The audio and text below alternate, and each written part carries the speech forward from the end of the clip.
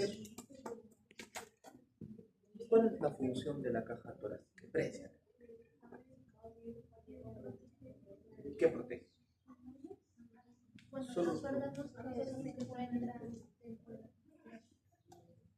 Los órganos que se ubican dentro de la cavidad torácica.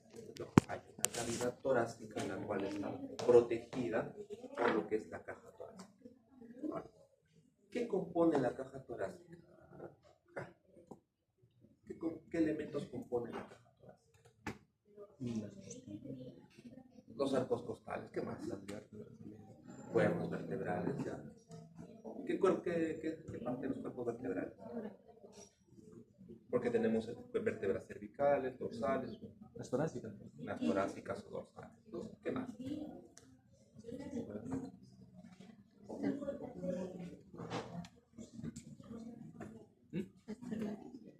Equivócate ahora, hijo. Ahora es el momento. Ahora es el examen. Ahora es el cuánto. El esternón, ¿qué más?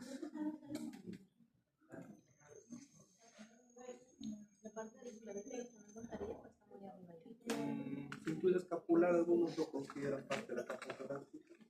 También. ¿Qué más? ¿Qué articulación? Costovertebrales. ¿Qué más? Esternoclaviculares. Ya. Hagamos las articulaciones anteriores y posteriores. ¿Qué más? Músculos.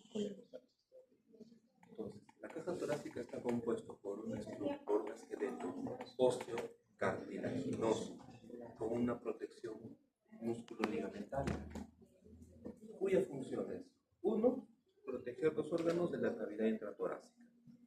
Y ahí hablamos de lo que son pulmones, corazón, parte del timo, raíces de los grandes vasos, estructura linfática, ¿no? ¿Qué más? ¿Qué otra función tendrá la caja torácica además de protección? Sirve también para, fisiológicamente, dentro de la inspiración y la expiración. Participa en la mecánica respiratoria. Entonces, la caja torácica no es una caja estática, no es una caja rígida, es una caja móvil. Entonces, si ustedes se han dado cuenta, cuando ustedes respiran, los arcos costales normalmente están así. Ustedes respiran así, hacen esta mecánica. Participan en la mecánica respiratoria. Esto es importante porque cuando esta caja se pone rígida, ejemplo, parálisis de los músculos respiratorios accesorios por patología neurológica, pues el viral del Guillain-Barré es uno de ellos. Tenemos un nuevo brote de Guillain-Barré que nos fibra. Y cuando agarra un brote, todas las regiones empiezan a replicar. Es una patología paralizante, ¿no? Que viene desde miembro inferior hacia arriba, ascendente, una parálisis ascendente. Entonces, en el Guillain-Barré, ¿cuál es el principal problema? Cuando paraliza la musculatura respiratoria accesoria, los intercostales, los que participan en la respiración, porque esta caja deja de ser móvil y se convierte en una caja rígida. Si esto es una caja rígida, ¿qué va a pasar con el pulmón? Cuando quiera respirar, no va a expandir. Entonces, cuando el pulmón no puede hacer esto, ¿qué hace? Se asusta y se colapsa, se llama atelectasia. Se colapsa. Si el pulmón colapsa, es una insuficiencia respiratoria que puede terminar en un paro respiratorio. Sus pacientes pueden morirse por un paro respiratorio. ¿Ya? Entonces, ¿para qué más podrá servir la caja torácica?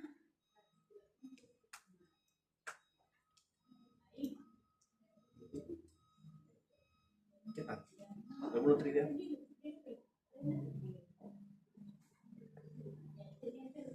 ¿Para qué más servirá?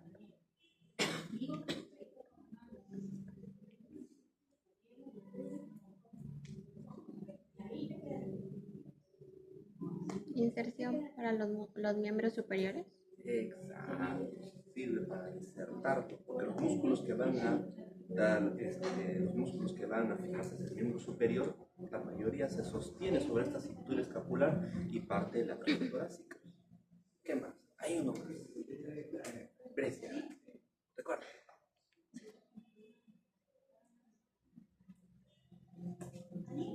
espacios mayores. Algo más, algo más, algo más, alguien más sabe. Proteger de las presiones subatmosféricas. ¿Qué significa? Afuera hay una presión, adentro de la caja torácica en realidad hay otras presiones. ¿Qué pasa cuando eso se rompe? Un trauma torácico abierto donde hay exposición. El aire pasa, se interactúa porque hay una diferencia de presiones, ¿cierto? Entonces hace que el pulmón colapse. Entonces, ¿quién protege de qué es? De que la presión de acá no se iguala a la presión interna, la caja torácica y las presiones subatmosféricas. Esas son las funciones más importantes que tiene la caja torácica, que no debemos olvidar. Protección, resiste presiones negativas internas, proporciona inserción para los miembros superiores de su peso, proporciona inserción muy óptima a los músculos.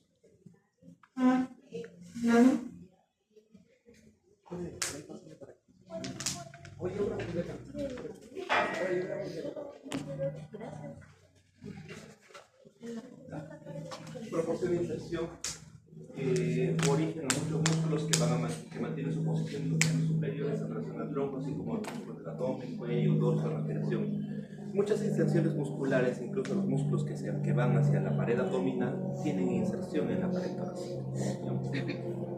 Ahora, si nosotros vemos un poco de anatomía de superficie,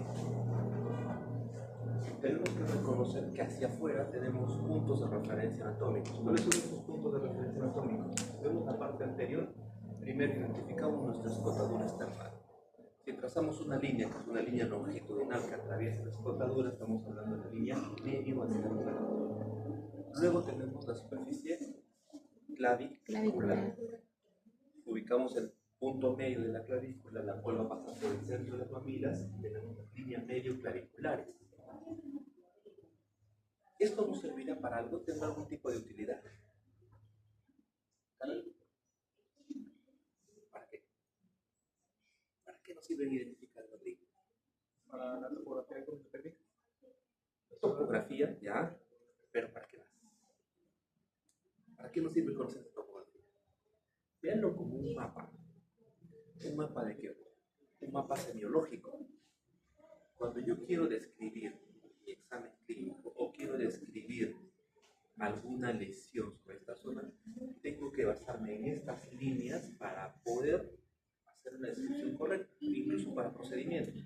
Ejemplo, la teoría te dice que en la auscultación cardíaca los focos son el foco pulmonar, foco aórtico, ¿no? Foco bicuspidio, foco tricuspidio. La teoría dice que el foco pulmonar es el segundo espacio intercostal a nivel de la línea medio clavicular del lado derecho. Entonces, si la teoría me dice eso, yo inmediatamente me voy a esto y digo, mi línea medio clavicular, mi segundo espacio intercostal. Procedimental. Cuando un paciente tiene sangre en la cavidad pleural, hemotórax, y quiero hacerle un drenaje, la teoría me dice que el tubo se lo tengo que colocar en el quinto o sexto espacio intercostal entre la línea axilar anterior y línea axilar media. ¿Qué significa? Tengo que ir a lateral, línea axilar intermedia, línea axilar anterior, posterior. Si me dice entre el quinto y sexto espacio intercostal, colocaré mis espacios intercostales inmediatamente. Aquí tengo. ¿Entiendes por qué? Porque la teoría te lo dice así, la técnica del procedimiento te lo dicta así. Porque es el punto seguro, porque es el lugar seguro. ¿Correcto? Entonces, para eso me sirve la topografía, la anatomía superficial. ¿Para qué más me sirve? Para el examen clínico. Cuando vemos en la parte posterior, identificamos nuestra vértebra C7, ¿no? La apófisis espinosa, que es la que más sobresale a nivel cervical. Trazamos una línea longitudinal, tenemos la línea medio espinal. En paralelo tendremos la línea medio escapular. ¿Para qué nos sirve esto? Para reconocer el espacio donde hacer auscultación pulmonar, escuchar los pulmones. Porque muchas veces ustedes, cuando ya pasen de aquí a semiología, los van a llevar probablemente o en clínicas, los van a llevar al hospital, los pondrán atrás de un paciente y le dirán examinar los pulmones. Si te das cuenta cuando alguien sabe o no sabe anatomía, porque lo que primero que haces es colocarles el disco de caja encima del escape. ¿Escucharon? No. Porque el hueso es un mal conductor del aire. Entonces, para eso la técnica te dice que tiene que ser uno, ampliación de escápulas, así que se abraza. Con eso abres el espacio de la escápula. ¿Qué más consigues con eso? Que haya un mejor espacio de la línea medio espinal hacia la línea media escapular. La articulación se hace en este espacio. Es más, ahí se identifica un triángulo. Es el triángulo de Macarazzi. Es un triángulo seguro donde la auscultación es mayor. El sonido es mayor, más intenso. Algunos consideran que es un triángulo que salva vidas. Entonces, ¿se entiende para qué sirve este tema de la anatomía de su carne? ¿Cierto? Entonces, como hablamos en un inicio, la caja torácica está compuesta por estructuras óseo-cartilaginosas, óseas, por estructuras costales, claviculares, esternales, escapulares, vertebrales. Y luego estructuras que son cartilaginosas que van a supervisar los medios de fijación entre los arcos costales y sobre todo la parte external.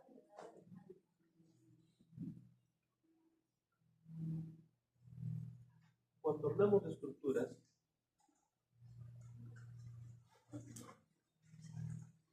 vamos a hablar de la estructura external. Cuando hablamos de la estructura external, hablamos de esta que sirve en la parte central como un medio de fijación. Va a estar dividida en segmentos, ¿cierto? ¿Cómo se dividen sus partes? Arriba, Manubrio, cuerpo, apófisis y apéndice, sifoides. Entonces, aquí no solo reconocemos los tres espacios, sino también reconocemos sus escotaduras. Al centro, escotadura yugular. Luego, escotadura. Ayer han hecho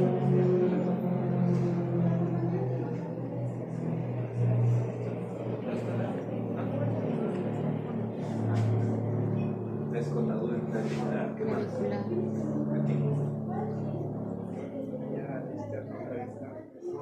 La escotadura para el primer arco costal y aquí en la transición manubrio external, manubrio cuerpo, la escotadura para el segundo arco costal.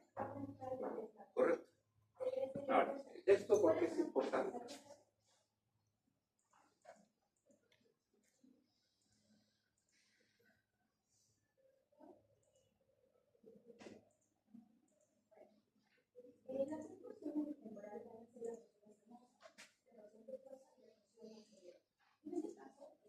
Esto porque es importante.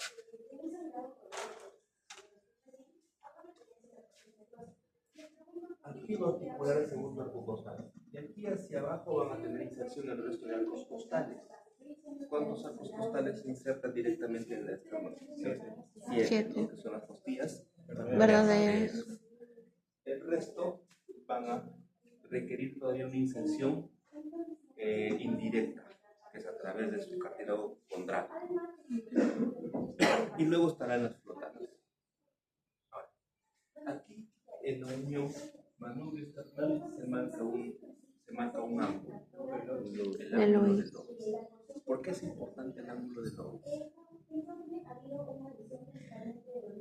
Nos va a servir de punto de referencia para algo.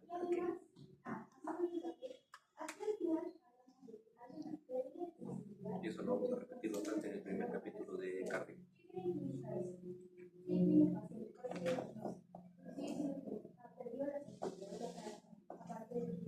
¿Te sientes bien? ¿Estás como sueño? ¿Nivel de referencia del corazón? Es un punto de referencia para los espacios mediastinales. El mediastino se va a dividir en mediastino superior e inferior. El punto de referencia donde trazamos una línea imaginaria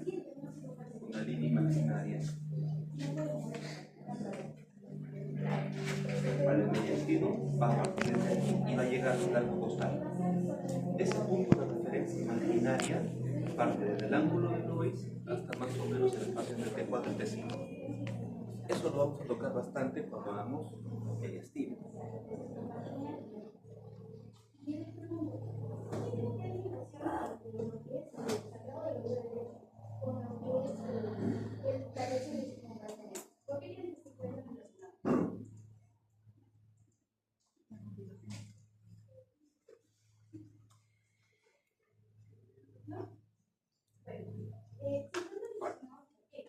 Cuando hablamos de las costillas, hablamos que estas van a clasificarse en dos tipos,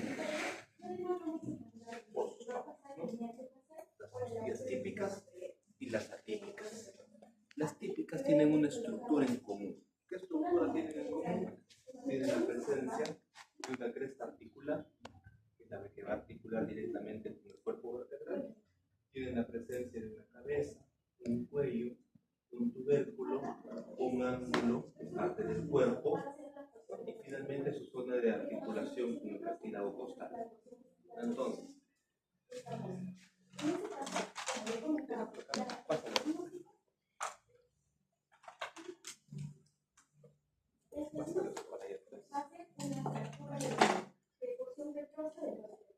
entonces, identifiquemos ahí que todos los cuerpos costales que tienen esa todos son costillas típicas. Se identifica una cabeza, se identifica la cabeza, se identifica un tubérculo. ¿Identifica el tubérculo? A ver, ¿dónde identifica el tubérculo? Ya. La zona de tubérculo prominente. Esa es la zona de tubérculo. A ver por acá. El tubérculo.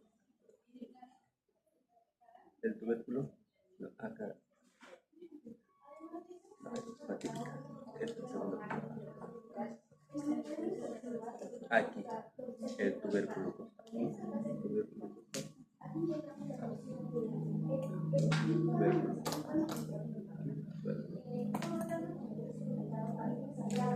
Bueno, por ahí. Entonces todos tienen luego, lo siguiente que van a palpar es en el cuerpo. En el cuerpo costal van a palpar una ranura, un surco. Permíteme atrás un momentito. Cuando nosotros tenemos la distribución de un arco costal, vamos a ver si la inserción es así o así, guiándonos por la pólice espinosa, siempre está mirando hacia abajo. Nosotros vamos a palpar en esta zona, en este borde de aquí, en el borde inferior, un surco. ¿Se palpa? Se palpa un surco en la superficie. ¿Sí? ¿Sí? ¿Se palpa el surco? Sí, se palpa el surco. Pásalo por ahí, por favor, para los compañeros que te puedan. Este surco, que es el surco de la costilla, tiene un valor importante, porque eso te indica que ese es el borde inferior de la costilla. Entonces, vamos acá. Borde superior, borde inferior. En el borde inferior voy a encontrar ese surco. ¿Por qué es importante ese surco? Porque detrás de ese surco van a resguardarse lo que vienen a ser las estructuras vasculares intercostales. Ojo, los vasos intercostales van por arriba, van por abajo del arco costal, con la diferencia de que las que van por abajo van a esconderse parcialmente detrás de esa ranura. Eso para nosotros es muy importante en el tema procedimental, porque cuando por alguna razón queremos pulsar el tórax, hacer un drenaje torácico por función o por tubo de drenaje, nos tratamos de pegar al borde donde están protegidos los vasos. Es decir, si este es mi borde inferior y aquí atrás tengo vasos escondidos, significa que mientras más me pegue arriba, menos daño voy a hacer. Porque si me pego al borde superior de la siguiente costilla, ¿qué es lo que va a pasar? En el camino me voy a atravesar tanto las venas como arterias intercostales y el nervio intercostal. No solo va a sangrar el paciente, también le va a doler un montón. Eso es un punto de referencia para algo que ustedes van a aprender cuando estén en cirugía y estén internados en tema procedimental, el drenaje torácico. ¿Por qué? La primera pregunta que siempre se les hace es: ¿cuál es el espacio anatómico para realizar dicho procedimiento? Espacio intercostal. Muy bien. Borde superior, borde inferior de la costilla. Borde inferior de la costilla. ¿Por qué? Porque ahí tenemos el surco costal que está resguardando a los vasos intercostales. Porque ha pasado a veces que haces lo contrario y te pegas al borde superior, pones una aguja y sangra, y sangra, y sangra. Le sacas la aguja y el paciente al solo respirar le duele, ¿no? Porque la lesión del nervio intercostal genera mucho dolor. Y también tendremos costillas atípicas, ¿no? Y en ese camino tenemos el primer arco costal, que tiene sus propias características, ¿no? El primer arco costal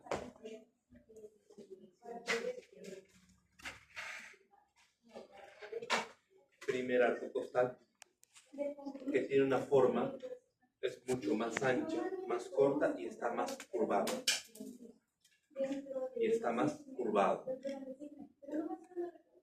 Tiene una única cara en su cabeza para articularse con la vértebra T1, articula solo con T1, mientras que las típicas siempre tienen que articular con dos cuerpos vertebrales. ¿Por qué? Entre dos cuerpos hay hemicarías. En esas hemicarías se encalzan los arcos costales. Pero en el caso del primer arco costal no necesita eso.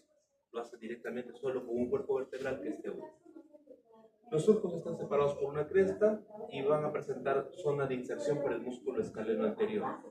Además, en su superficie tienen pequeñas rugosidades que van a servir para que ahí se apoye la arteria y la vena subclavia. Acá le pido que me saque ya los primeros costales. Sí hay. Luego de eso tendremos el segundo arco costal. Está ahí. El segundo arco costal es mucho más largo, es más menos curvo. Este sí va a tener dos caras articulares en su cabeza para articular tanto con T1 como con T2. Va a servir de inserción para el serrato anterior. Uno sirve para inserción del escaleno y el otro para la inserción del serrato. Luego de eso ya tendremos los cuerpos costales, ya las costillas, de la décima a la doceava. ¿Qué tienen en común todas estas? Al igual que la primera, solo articulan con un cuerpo vertebral. Dos, son cortas y no presentan cuello ni tubérculo, ¿no? No necesitan.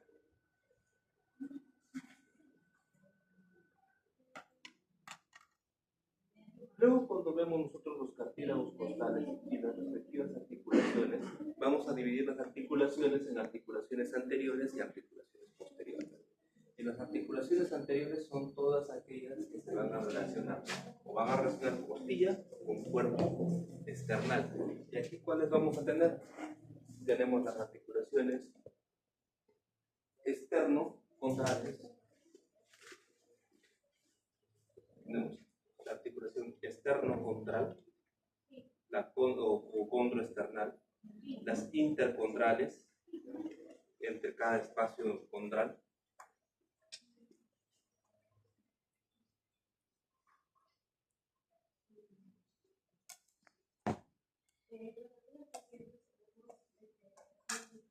y las costocondrales y las externocondrales. Entonces, tenemos acá, esta de acá, la unión condroesternal y la unión condrocostal. Entonces, esto es importante porque esto nos van a permitir o le van a dar mayor ampliación al tórax. ¿Qué quiere decir ampliación? Mayor amplitud de movimiento al tórax.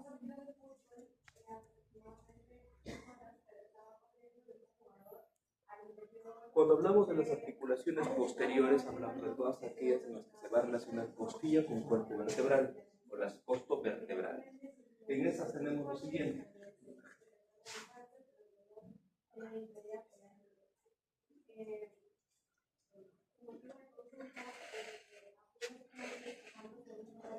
Entonces, aquí lo que estamos viendo es el cuerpo costal en medio de dos cuerpos vertebrales. Ustedes se dan cuenta, en el cuerpo vertebral de aquí y de aquí hay hemicarías. Entonces, ustedes cuando pueden ver sus cuerpos vertebrales, en esta zona de acá hay hemicarías articulares, que son parte del cuerpo. En esas hemicarías se encalzan los cuerpos vertebrales. Entonces, estas uniones que han hecho artesanales y las de los esqueletos no guardan relación con la inserción exacta. Tiene que ser en los espacios de las hemicarías articulares. ¿Por qué hace eso? Porque al estar en esas hemicarías, entre las dos hemicarías, el cuerpo vertebral va a tener mayor amplitud de movimiento. Y eso también va a permitir que con el proceso transverso inmediatamente inferior pueda articular lo que viene a ser la tubérculo costal. Entonces, La unión que vamos a tener es la siguiente. En lo que más o menos han intentado referenciar acá. ¿Ya? Reconocemos cuerpo vertebral, ¿cierto? Reconocemos apófisis transversa. Reconocemos cuerpos, ¿no? No, Es parte de la vértebra. apófisis Apófisis transversa, transversa. ¿no? Entonces tenemos apófisis Espinosa. espinosa, apófisis transversa, cuerpo Cuerpo vertebral. vertebral. La apófisis transversa va a articular con Las carillas costales. las cabezas y el cuello costal. Acá tenemos lo siguiente. Cabe este tubérculo con la zona del proceso transverso y la cabeza con el cuerpo. ¿Con qué parte del cuerpo? Con la hemicaría articular. ¿Correcto?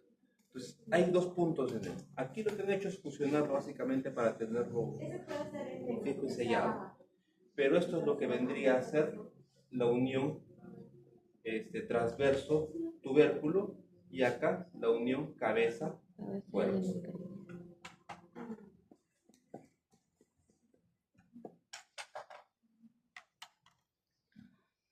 Ahora, eso se va a sostener en ligamentos. ¿Qué ligamentos tenemos acá? El ligamento intraarticular de la cabeza. Una vez que entra la cabeza en hemicaría, en la misma cabeza va a tener un pequeño ligamento de fijación. Uno. Dos, va a tener el ligamento radiado, que es el que va a sostener alrededor.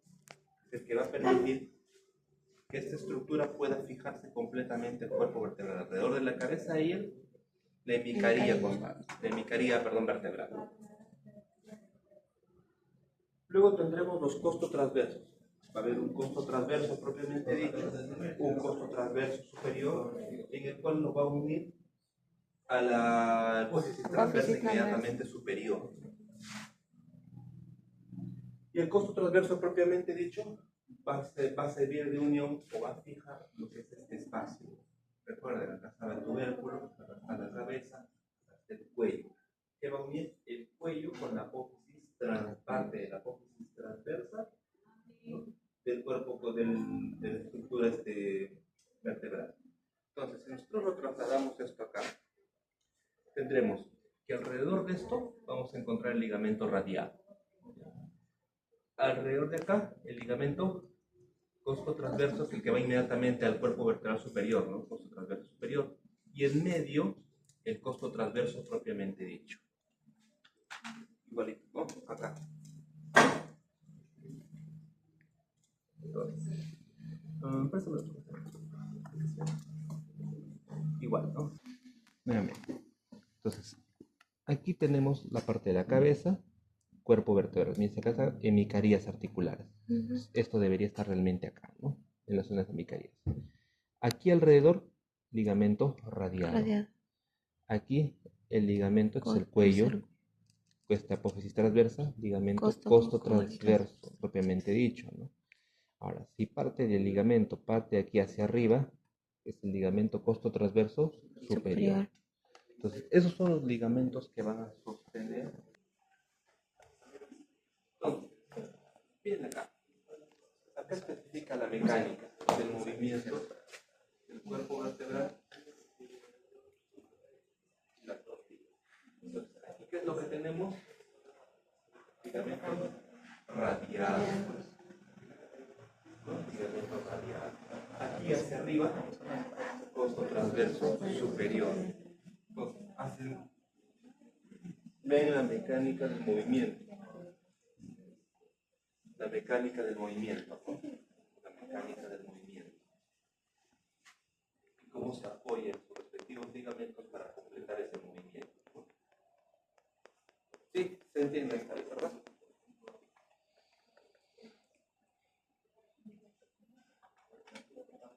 A nivel anterior también vamos a tener algunos ligamentos en la unión costo-external. Y ahí tenemos los ligamentos externo-costales radiados que van a permitir fijar el cartílago condral directamente con el cuerpo external, ¿no? Con las distintas fisuras que hay en el cuerpo external. Entonces ahí tenemos un resumen de todas las articulaciones, tanto anteriores como posteriores. Estas dos que vienen a ser los dos cuadros que vienen a ser las articulaciones posteriores y todas las demás articulaciones anteriores. Entonces, si hacemos un repaso, ¿cuáles son las articulaciones anteriores de la caja torácica? Todas las que tienen que ver con el esternón. ¿Cuáles serán? Costo esternal. Costo esternal. ¿Qué más? Costo transversal. Condroesternal, condrocostal, intercondral. ¿Sí? ¿Qué más tendremos? Externo clavicular. También tendremos las articulaciones propias de lo que viene a ser el esternón, que es la manubrio esternal, que es manubrio con cuerpo esternal, y la sifo external. Entonces, el mismo esternón nos genera dos articulaciones, ¿no?, propias, que son su manubrio con cuerpo y son el cuerpo con la tectifoides. Ahí se completan las articulaciones anteriores. Y las posteriores, netamente las costovertebrales y las intervertebrales. Luego, cuando hablamos de los músculos de la pared torácica, hablamos de todo este sello protector que está en distintas capas, siendo la capa más externa el pectoral mayor a nivel anterior. Detrás del pectoral mayor encontramos el pectoral menor. El pectoral menor sirve como punto de referencia anatómica. ¿Para qué? Y eso les enseñé el ciclo pasado del miembro superior. ¿Qué estructura la divide en tres segmentos? El pectoral menor. Porque hace esto, ¿cierto? Y hay una estructura que pasa por ahí y es el hecho de que tenga tres vientres el pectoral menor hace que se divide en tres segmentos. ¿Cuál? ¿Te recuerdas? Claro.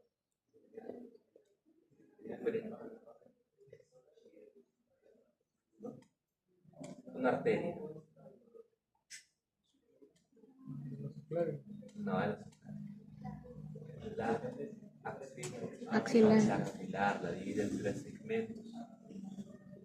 De cada uno de esos segmentos van a partir las distintas ramas que van a ir a la caja torácica y al miembro superior, siendo una de las ramas más conocidas la arteria circunfleja, humeral circunfleja anterior y posterior, que parten del tercer segmento.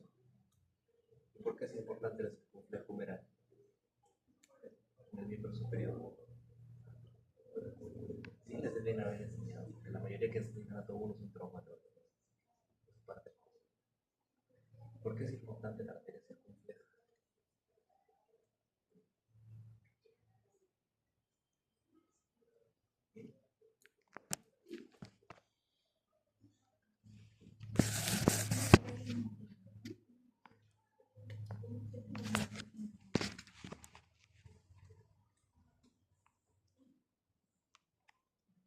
¿Por qué es importante? ¿Qué parte del húmero rodea?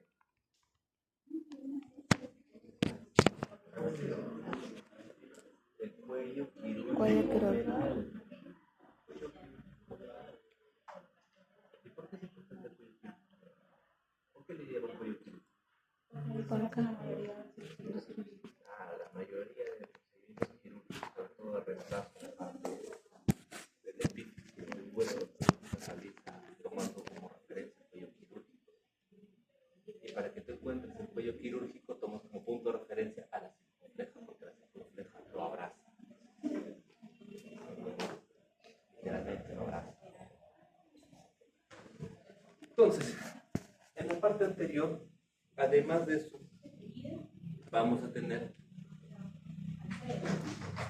el serrato anterior y en la parte posterior el serrato posterior, el serrato posterior inferior. Habíamos dicho que en cuanto a la parte anterior, el serrato anterior tenía un punto de inserción en el primero o segundo cuerpo vertebral articostal. Recuerdan que los atípicos, uno tenía inserción con el escaleno y el otro tenía inserción con el serrato anterior. ¿Cuál? ¿Primero o segundo? Segundo, ¿no? Y el primero lo tiene con el escaleno. Luego tendremos los elevadores de las costillas a nivel posterior luego viene esto. Aquí vamos a ver. Vienen los intercostales. Son un grupo particular de músculos. ¿Por qué un grupo particular de músculos? Porque en el espacio intercostal hay tres músculos. Los intercostales externos, los intercostales íntimos y los intercostales internos. ¿Esto por qué es importante?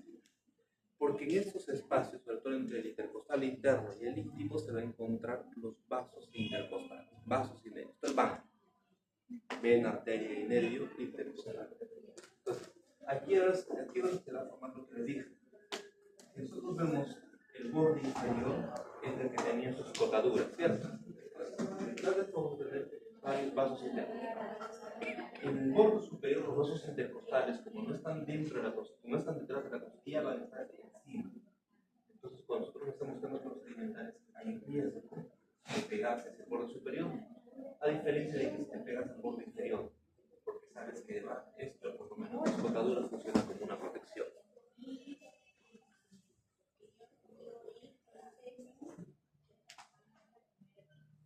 También existen los subcostales y el transverso del tórax, que tienen todo el resumen de los músculos de la pared torácica. En cuanto a la irrigación de la pared, aquí hay una división. Hay una irrigación de la pared anterior y una irrigación de la pared posterior. En la pared anterior, los músculos, las arterias que lo irrigan son las arterias intercostales anteriores.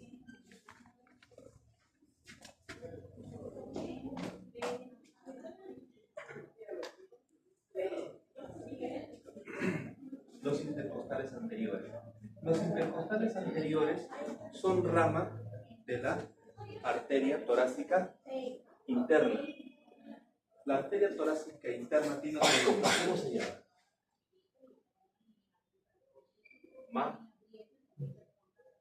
La arteria la mamaria interna.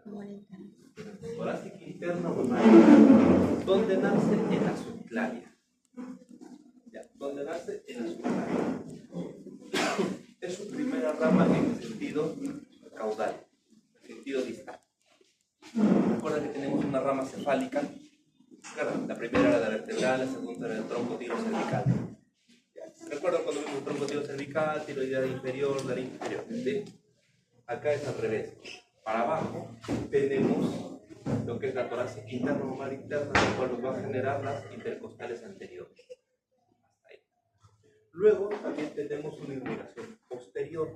En la irrigación posterior tenemos las intercostales posteriores. ¿Y las intercostales posteriores de dónde son ramas? De la aorta torácica descendente. Tenemos dos lados por donde ver la irrigación. ¿Sí? ¿Se entiende esa parte, verdad?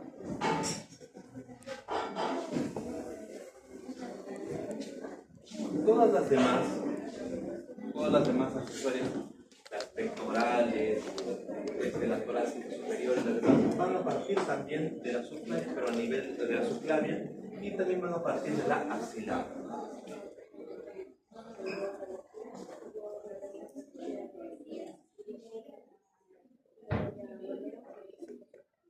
Entonces, aquí tenemos, en resumen, las intercostales posteriores provienen de la aorta torácica descendente.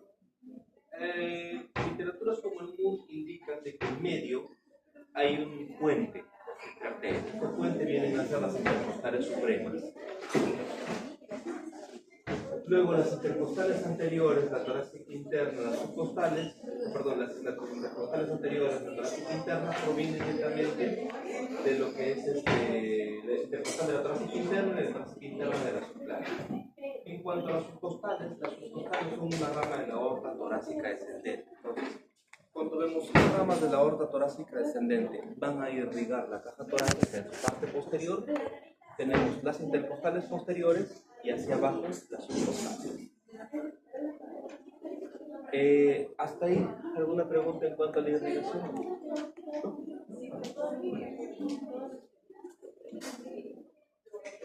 Cuando vemos el drenaje venoso, vemos también aquí el drenaje venoso por las venas intercostales. Aquí, las venas intercostales van a tener las anteriores drenan en la vena torácica interna. ¿Y dónde drena la vena torácica interna? También en la vena en la vena subclavia. En la vena subclavia. Y las venas intercostales posteriores van a drenar las del lado derecho en la cadena ácido y las del lado izquierdo se van a repartir entre la hemiácidos accesoria y la hemiácidos propiamente dicha. Cuando hablamos del drenaje venoso, cuando hablamos del drenaje venoso, las venas intercostales anteriores, al igual que las arterias, también van a drenar en la vena torácica interna. ¿Y la vena torácica interna dónde llega? A la vena subclavia. Las venas intercostales posteriores van a drenar las del lado derecho en la cadena ácidos, la que viaja en paralelo a la columna, cadena ácidos. Y las del lado izquierdo se van a repartir entre la hemiácidos accesoria, que es la más superior, y la hemiácidos propiamente dicha, que es más inferior. Finalmente, sea en cualquiera de ellas, el drenaje venoso final termina siendo en la vena cava superior. ¿Se entiende?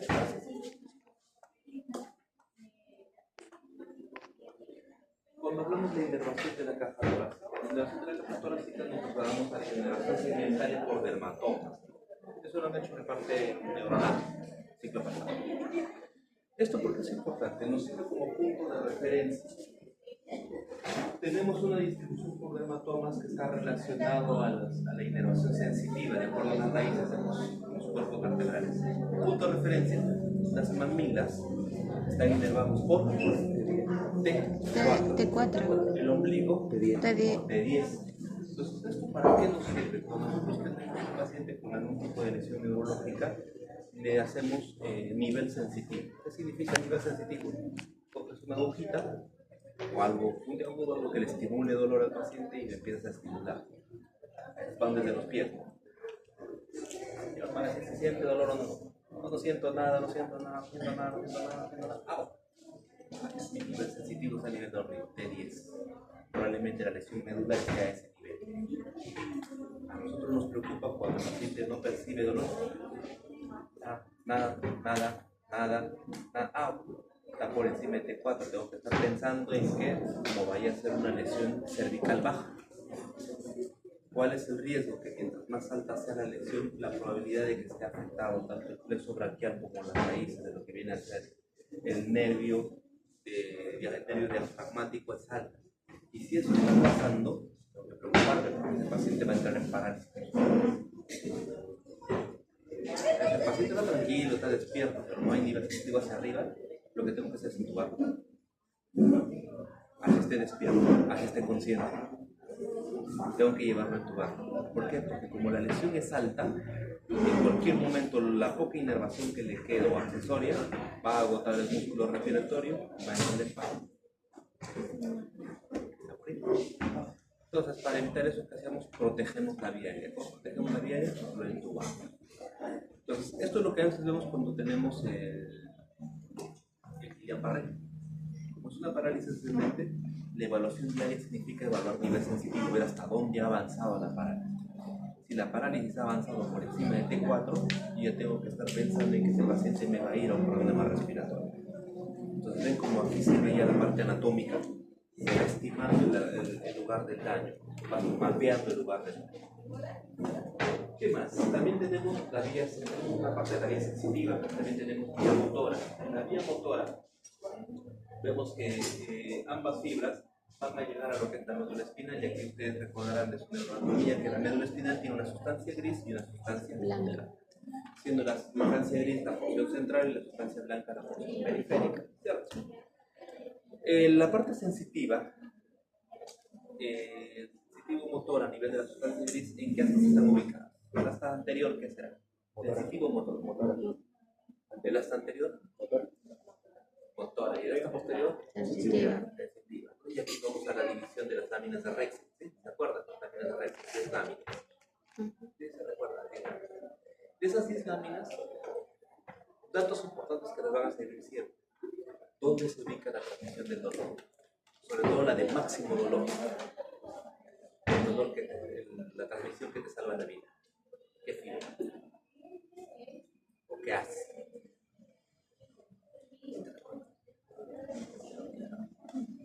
el haz espinotalámico superior. Es la supercarretera del dolor. La recta número 5. ¿Por qué? Porque transmite el dolor la lámina recta número 2, número 3, número 4, número 5. Pero la supercarretera del dolor sí, por ese haz espinotalámico. Es importante que ustedes no olviden esa información. ¿Qué más es importante en la inervación de la caja torácica? La presencia del plexo braquial. Ustedes recordarán el plexo braquial. El plexo braquial tiene 4 ramas terminales, ¿cierto? ¿Cuáles son?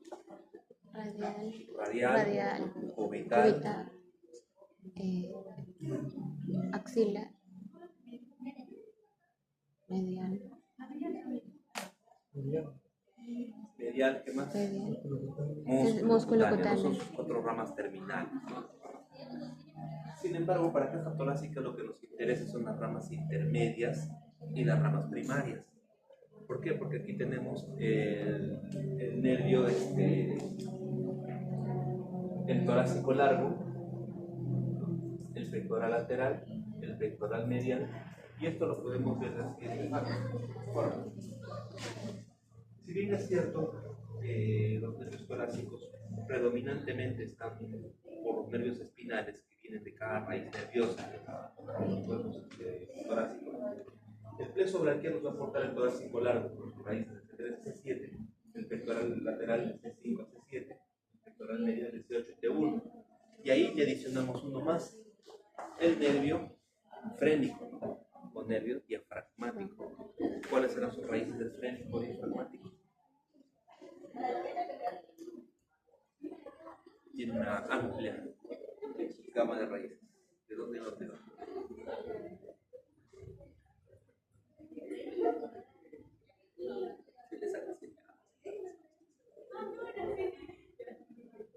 dónde va?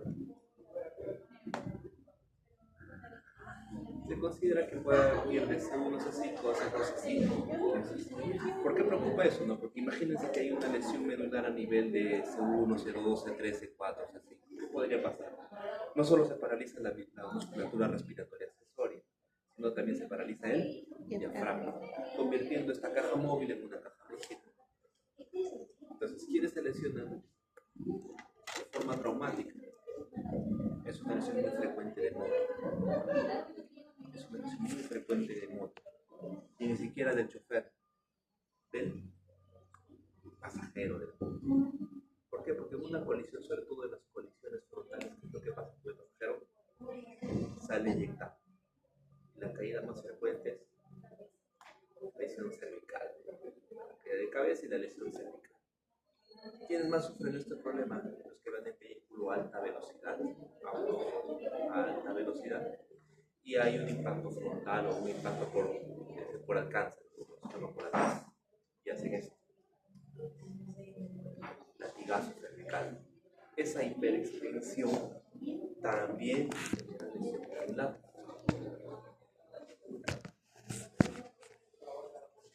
Son lesiones muy frecuentes que ascienden al cáncer.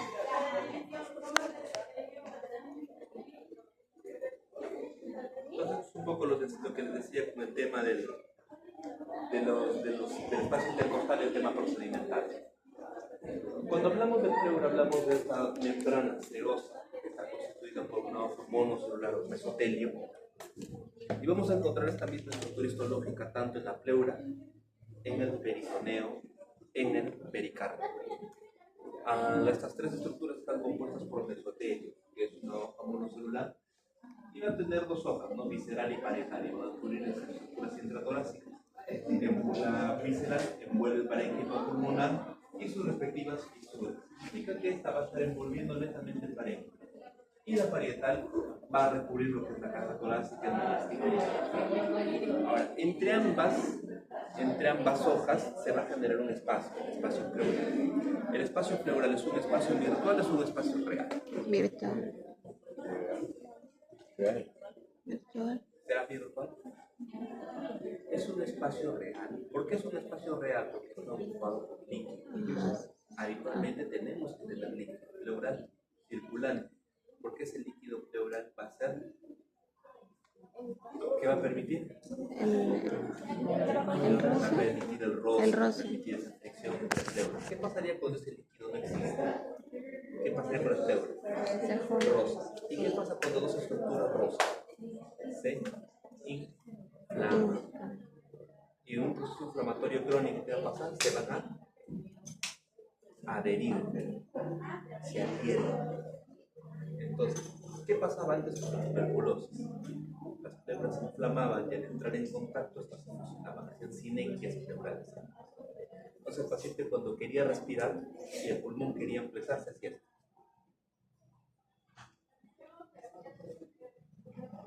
Como puertas sin aceite, ¿no? Rosas, bisagras. Entonces, ¿qué generaba eso? Que el paciente tenga un dolor muy intenso, un dolor punzante. A eso le llaman un dolor pleurítico. Dolor pleurítico. Entonces, el paciente cuando quería inspirar, y el típico paciente que entraba en emergencia en la década de los 80, no podía flexar muy bien, no podía, porque cada inspiración le generaba un dolor punzante, muy intenso. Entonces, ¿cuál es el tratamiento? Agarraba, prácticamente buscaba un espacio entre pleuras donde haya todavía un poco de líquido, entrabas con la jerita y colocabas una solución quelante. Era una solución que normalmente podía romper esas adherencias que había entre las pleuras, para que la pleura pueda tener un poco más de movimiento. Cuando eso no resultaba, iban al cirujano de tórax y cardiovascular y que hace torácico, toracotomía, abrir el tórax, y entre las pleuras las separaba y quemaba, ¿no? Para separar todas las adherencias. Son como telillas, son como telarañas. Quemaba para permitir nuevamente el movimiento pulmonar. Eso se llama decorticación. Ahora, como ya la TB ha mejorado el manejo y el enfoque de la TB, hay una búsqueda activa de sintomáticos respiratorios, esas complicaciones como la pleuresía que decían antes, ya casi no se ven. Raro ver un tuberculoso con dolor pleurético, rarísimo. Quienes terminan haciendo problemas aquí son los pacientes que tienen infecciones de larga data en la SUSIS por infecciones atípicas a nivel pulmonar, neumonías atípicas, abscesos. Ellos terminan haciendo sinergias o adherencias pulmonares y terminan en la decorticación pulmonar. Ese es el grado de importancia que hay de ese espacio pleural. Entonces, ese líquido que existe circulante ahí funciona como un lubricante. Entonces, tenemos ya la pleura parietal y la pleura visceral, la pleura parietal además se va a dividir en láminas y vamos a tener una lámina cervical, vamos a tener una lámina costal, vamos a tener una lámina diafragmática y luego una lámina mediastínica. Entonces, sobre todo está ubicado entre la mediastínica y la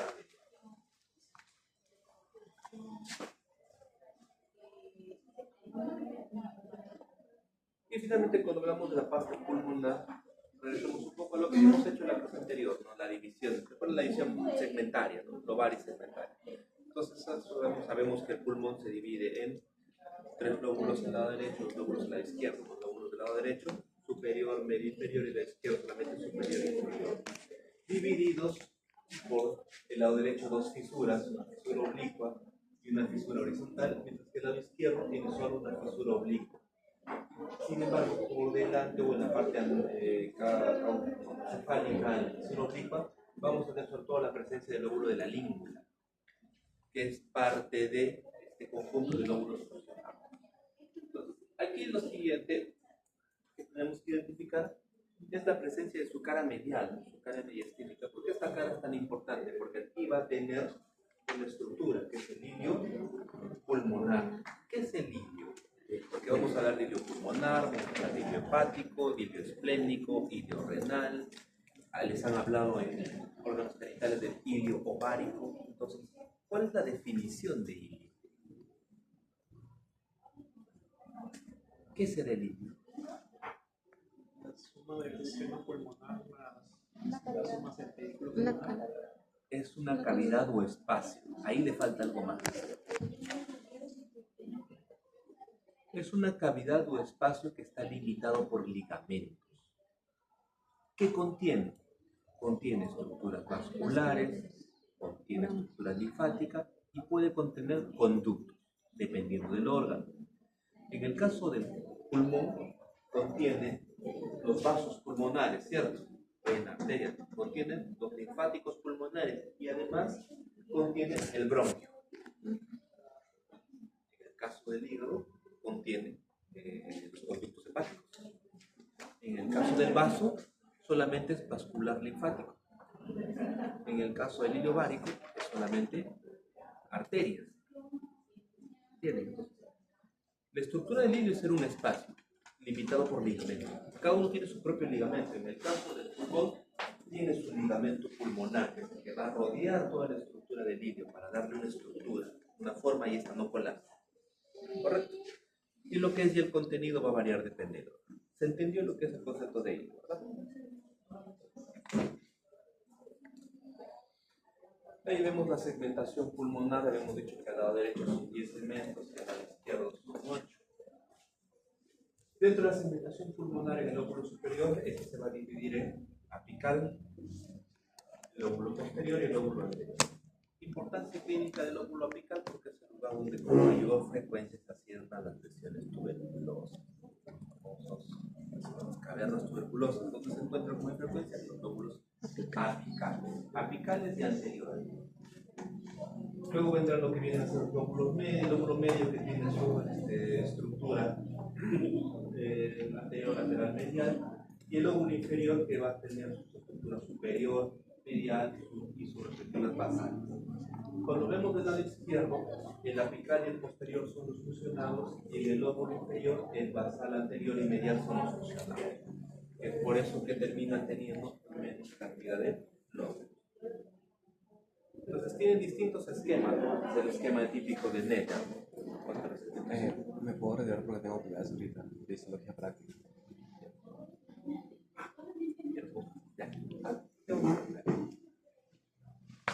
Y ahora, cuando hablamos de la circulación pulmonar también, ¿no? Lo que ustedes ya recuerdan, las venas y arterias pulmonares.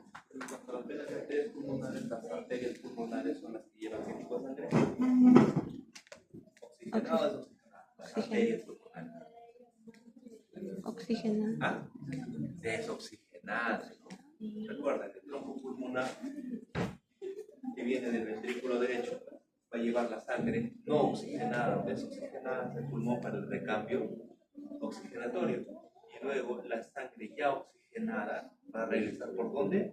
Por la vena pulmonar. Aquí se da ese hecho al revés, donde la arteria lleva sangre no oxigenada y la vena trae sangre oxigenada. Eso es en la parte de la circulación pulmonar. Cuando hablamos de drenaje linfático, lo más importante aquí es lo siguiente, ¿no? Que todo el drenaje linfático se va a concentrar alrededor de la estructura bronquial, ¿no? Sobre todo alrededor del ilio pulmonar. Por eso cuando vemos radiografías pulmonares, siempre vamos a ver cortes ganglionares, sobre todo alrededor del ilio. Y esto se va a concentrar posteriormente en los nodos que están alrededor de la aorta y finalmente vamos a tener el conducto torácico. En el conducto torácico se concentra toda la estructura linfática, todo el líquido linfático del cuerpo. Y esta luego va a terminar drenando en lo que viene a ser el ángulo yúgulo-subclavio. Toda la estructura linfática, el contenido se termina vaciando en las venas, en el ángulo yúgulo-subclavio, para ingresar a la circulación general.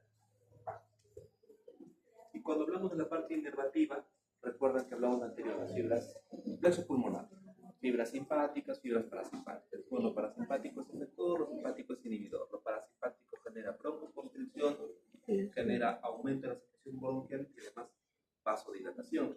Y lo simpático hacia lo contrario. Un posicionamiento aquí, lo parasimpático, motor para el músculo liso del lago bronquial, broncoconstricción. Inhibidor para los vasos pulmonares, vasodilatador. Secretor para las glándulas del lago bronquial, secretor. ¿No? Y si vemos la vía simpática, en cuanto a la vía simpática, vamos a ver que todo lo contrario. Inhibidor para el músculo bronquial, motor para los vasos pulmonares, inhibidor para las glándulas.